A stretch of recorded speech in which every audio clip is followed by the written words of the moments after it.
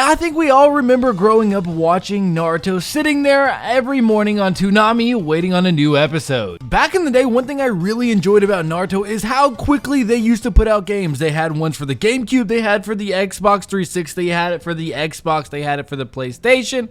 All sorts of games that they were throwing out for Naruto. And I was playing them right alongside you guys. What we were missing lately from Naruto and the Boruto franchise is more games and more merchandise and all sorts of things from anime.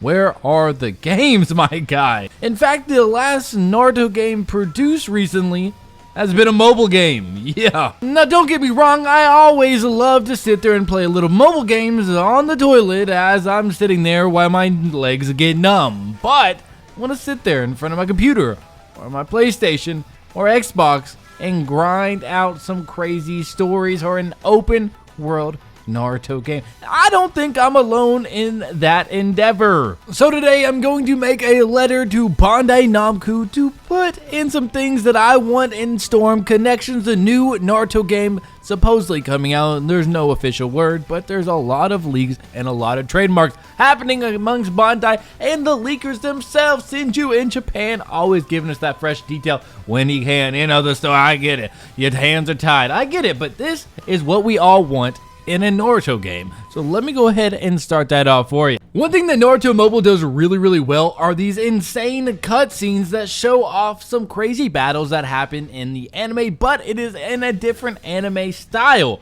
I like that. They should do that in another game that's coming out. I think that's a really good idea. That's just a simple one that we can start off with. But I do wish we could have our own story, or we could create the story that was before the Naruto franchise. Much like other games always go back before the first game to kind of give you some backstory in the anime or the manga to kind of help you understand.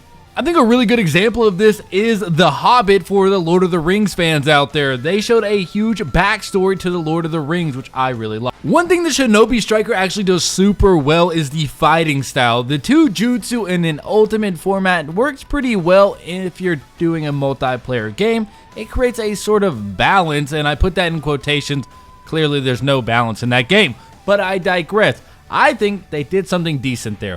They made an open world Naruto game, and it sort of kind of worked, but it has its glitches, it has its modding. But I think they should make a Zelda Breath of the Wild-esque Naruto game where you are the main character in your own story. You build that out, you do your own thing, you get your own cutscenes, you are the own main character, and we can do that even before Naruto comes here or way after Boruto, whichever one they want to do. Personally, I think open world games are going crazy right now. We have Zelda, we have the Elden Ring, we have the Pokemon game Arceus. There's so many open world games right now that Naruto's really not hitting the back cap, if you catch my drift there, in the right places. Now I'm going to make a huge argument against doing any of that because it's going to take a lot of time and it's going to take a lot of money. That is a huge risk because this is an anime title.